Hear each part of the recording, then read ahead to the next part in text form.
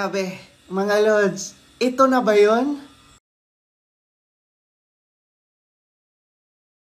Nako, kayong mga Lods, ako sa totoo lang, nalulungkot ako kasi presidente natin yan eh, di ba? Presidente ng Pilipinas. And yet, if ma-verify na totoo yung video na yan, nakakahiya na meron tayong presidente na nagdodroga, di ba? Kahit sabihin natin past na yon, pero imagine niyo na lang, hindi pa nga siya presidente, di ba? Nakakapuslit na siyang gumamit ng droga. How much more na presidente na siya ngayon? Di ba? Di ba nasa kanila ang kapangyarihan eh. Di ba? So makakapuslit talaga siya hanggang ngayon. And people of the Philippines deserves to know, 'di ba? Duterte supporters ka man, loyalista ka man, 'di ba? Or dilawan ka man, kailangan natin malaman kung totoo ba.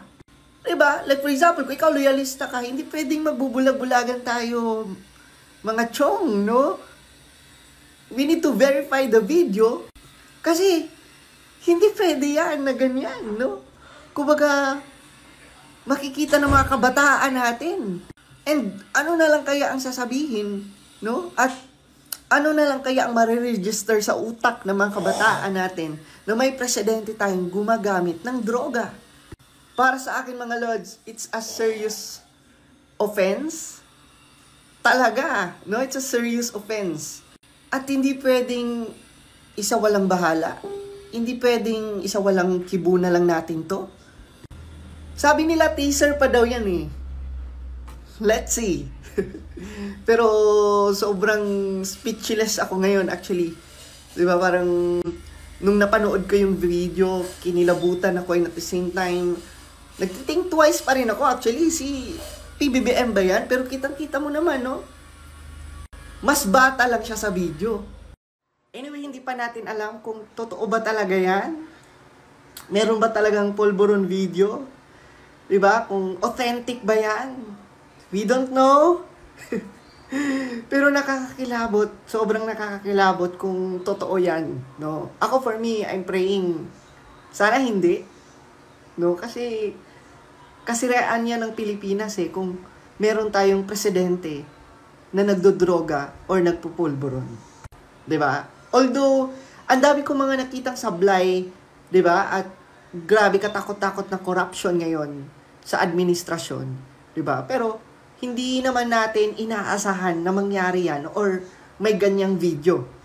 Now, if it's true, ano masasabi niyo mga Lods? 'Di ba?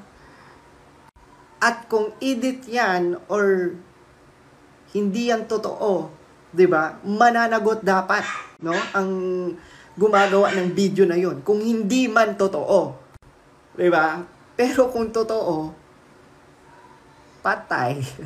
Tapos, sabi niya, tapos na daw nila i-edit, kaya pwede ipakita. Sana lang, sa totoo lang, sana lang, hindi totoo. Kasi imagine niyo na lang kung totoong gumagamit ng droga ang sarili nating presidente. Sobrang kahihiyan yun sa bansa natin. 'Di ba? And sana lang mag-pray talaga kayo na hindi totoo. Pero what if totoo? Sige nga itong nag-comment, what if totoo? Ano ang masasabi mo at ano ang gagawin mo as Pilipino? Kasi para sa akin mga Lods, kung totoo, hindi katanggap-tanggap yan. Hindi pwede na ang isang presidente ay may history sa paggamit ng droga or hindi nga natin alam, baka hanggang ngayon gumagamit pa. Hindi natin alam, di ba? Kumbaga sila lang ang nakakaalam ng totoo eh. Basta pag-pray lang natin kasi magulo yan. Pag napatunayang totoo, magulo talaga yan. And sa totoo lang, nakakaawa talaga ang presidente pag nagkataon. Ano mo masasabi nyo na 20 million daw yung fine para doon sa buong zona coverage? Hindi ko masagot kasi hindi ako part ng House of Representatives. House of Cards. Ma'am, moving forward. House of Cards. Savage ka talaga, VP Inday. At alam nyo ba ang meaning ng House of Cards? Oh, House of Cards meaning a complicated organization or plan that is very weak and can easily be destroyed. Yan ang House of Representatives. I really like kung papaano nilalagyan ng kahulugan ni VP Inday Sara yung kanyang mga sinasabi. At dito mo makikita mga Lods that VP Inday Sara hindi niya piniplease no ang mga tao, no, lalo na ang mga politiko at administrasyon ngayon. 'Di ba? Kumbaga nakikita natin kay VP Inday Sara, 'di ba? Pinapakita niya na hindi niyo ako kayang hawakan, 'di ba? Parang ganoon.